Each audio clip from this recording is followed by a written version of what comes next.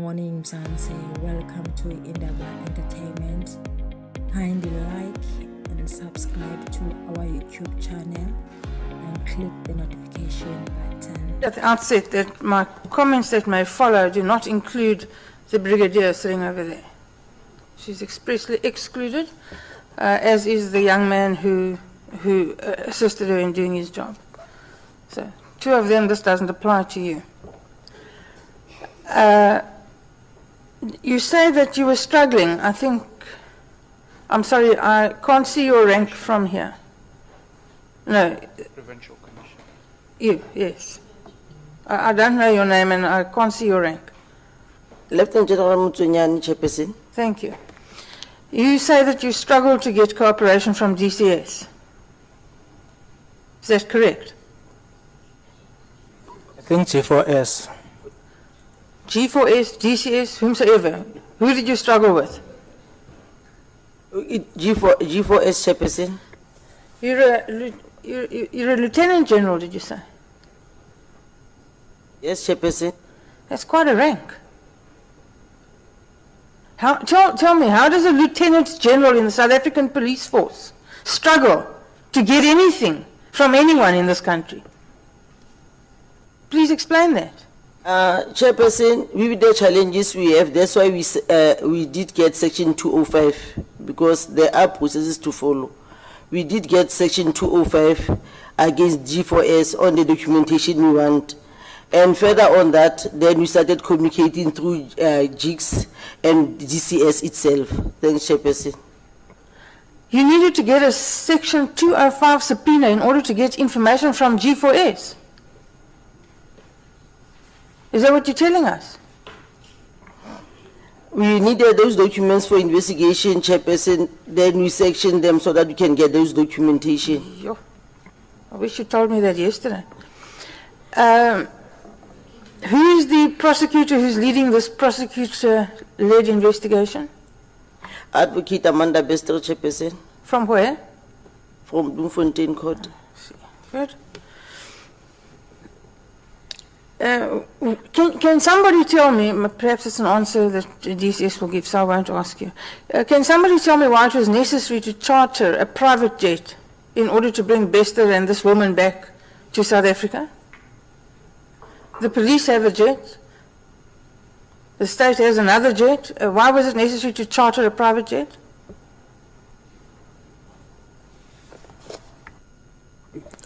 Thanks, Honorable Chairperson. If the police had to transport all the people from that side to here, after the team met the Tanzanian team, they established that for any deportation does not involve the police.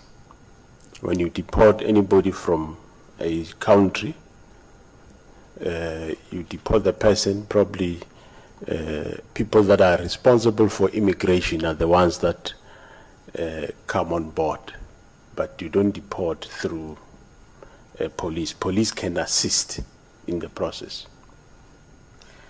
I'm sorry, that doesn't answer my question.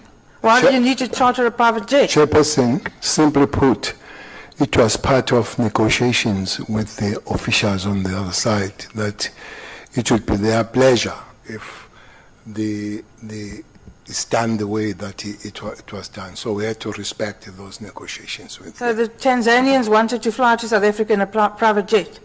Is that what you're saying? It's a yes or no answer. No, I'm not going to answer that way. No, not at all. Then don't answer. You can tell others to answer yes or no. No, don't answer. Absolutely not in court here. It's fine. We sent a team to negotiate. The team left on the 9th. So it would be initially the extradition or if not extradition, is a deportation. So we were advised which is a better one, which is an easier one. So we had to negotiate with that. So that was raised by the team as we were in contact with the team to say they would be more comfortable if something private rather than the police comes. So we had to respect that. Thanks.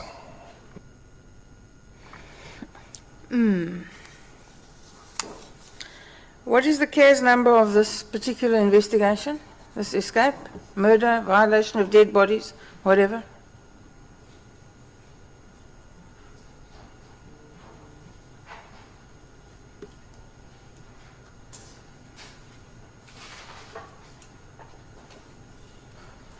How?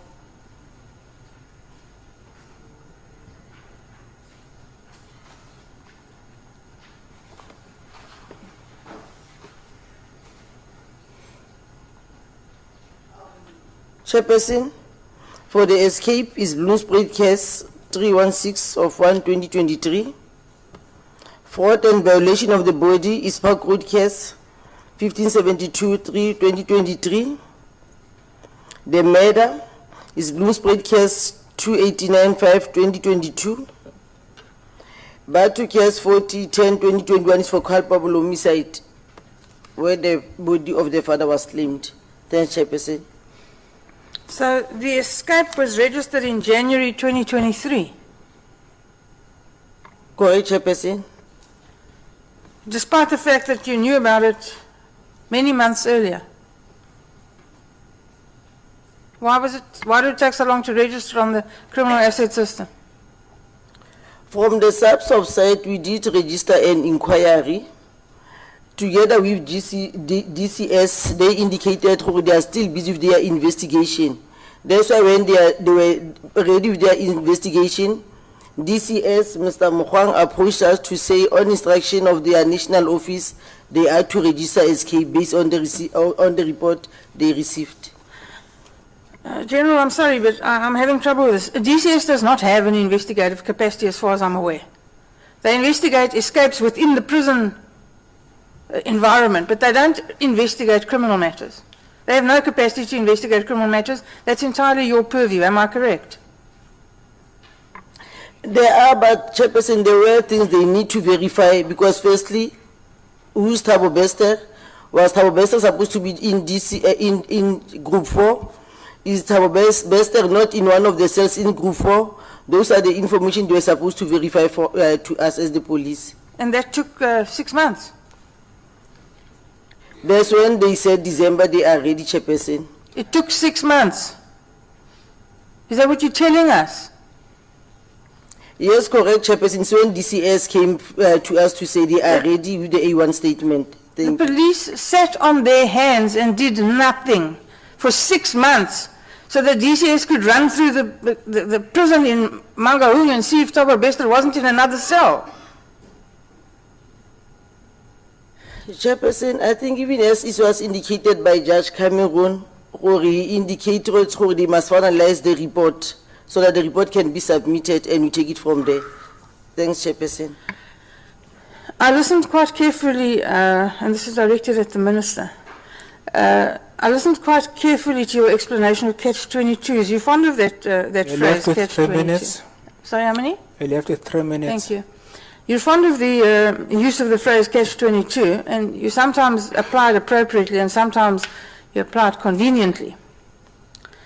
A catch-22 situation, you described to the Honourable Swart that you didn't inform the public of the escape because it was a catch-22. It may have alerted Bester that you were on the lookout for him, and you didn't want to compromise the investigation. Well, yes, but don't you think that the public interest in this instant trumps the investigation of the police that was going absolutely nowhere until January? It also the public interest that when the arrest is effected, that case stands the test of time. But already, I don't know why that question comes, because it has been considered that indeed, in relooking at things, at least the victims would have been taken on board. I'm getting to the victims, General. I'm getting to the victims. Now we're talking about the public, the South African public, citizens who live in this country are entitled, because your job is to make sure they're safe living in this country. That's your job. And you allow a serial rapist and murderer to run around doing as he pleases while you know that that's the case, and you don't inform the citizens of this country.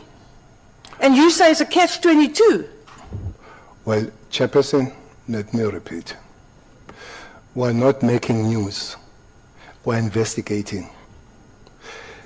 It is important then, now, and forever to say the police, they investigate and they put those people out of circulation.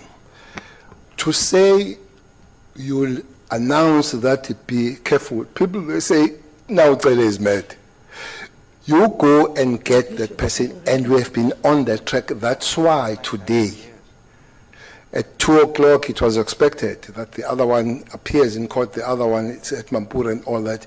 It's the work that has been followed, including, there is this famous one, maybe I can come to it, including to say the arrest in Arusha towards Kenya has nothing to do with the South African authorities. It's got a lot to do. Maybe those are things that will be kept there until the case comes and all that. The major work of the police is very defined.